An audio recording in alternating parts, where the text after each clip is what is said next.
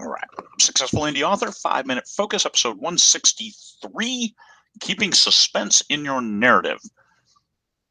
What am I talking about here? I'm talking about no foreshadowing. This is where the narrator, you as just telling the story, says what's coming up. Oh, and that wasn't the worst he was going to see today. That's foreshadowing. That's a kind of cheating on moving your story forward. The foreshadowing is something you try to avoid. Now, we all do it, but strategically it's okay. But if you do it at the end of each chapter in order to consider that an open loop, it's not. To keep the reader moving forward, you're kind of taking that element of suspense away from the reader. You need the reader to feel the suspense. Words that you can use in your narrative that will destroy that will insult your reader clearly. Obviously, and this is in narrative, not in dialogue. So clearly he was annoyed. Clearly, why don't you show him being annoyed as opposed to saying clearly, because now you're telling the reader, well, you should have seen this. But I'm not telling you to see this, so I'm just telling you clearly you should have seen this. It's really weird. Obviously, apparently he was seemingly, I use seemingly a little too much. I'm working on that. But these are the little words. Catch yourself, look for those words, and then what you're trying to say. Because if you can say, clearly this was, well, then you should have shown that. So the reader can get to come to their own conclusion that, yes, that was pretty clear that that's what it meant. And if it wasn't clear, sometimes ambiguity is your friend because it leaves the reader guessing. So it gives you more leverage later. So descriptions are your friend. Make sure you use descriptions. You show as much as possible. Sometimes you need to tell, that's fine, but show as much as possible.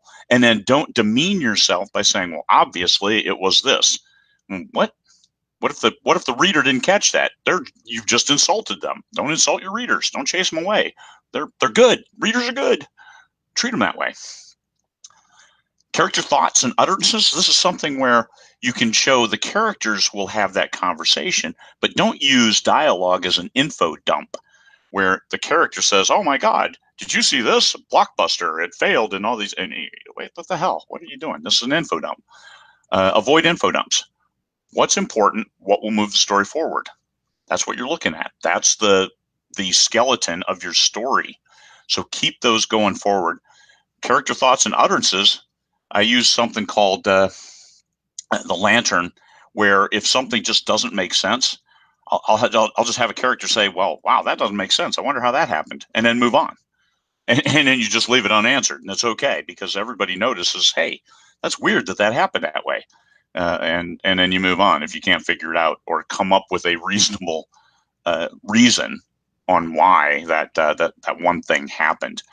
But characters, dialogue is a great friend in order to move your story forward. I watched a movie with Robert Redford where it was just him on a boat and he never said a single word through the whole movie. Very good. So now his actions had to keep moving the story forward. Think about that. Think about if your characters couldn't talk, how could you move your story forward? And that is a good challenge to have. I end each chapter with an open loop. An open loop would be something like a shadowy figure stepped from behind a boulder and looked toward me. Okay, that's an open loop. Well, who's the shadowy figure and what's he watching for? As opposed to, that isn't the worst thing that happened to him that day, or he was in for a lot worse. Those are foreshadowing. Try to avoid those. That's not keeping suspense in your narrative. It's the narrator saying, hey, put that checkbook away, there's more. It looks more like a sales pitch than suspense.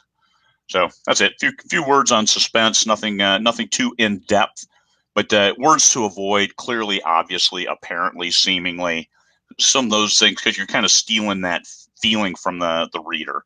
Look for different ways to do it, because if it is that clear, then you don't need to say it. And if it is the same thing with if it's that obvious, and if it's apparently, well, then give the reader some options through a description. And there you go. Those are my words on keeping suspense in your narrative. Open loops are good. Foreshadowing is bad. That's actually not that easy, but you get it. Peace, fellow humans.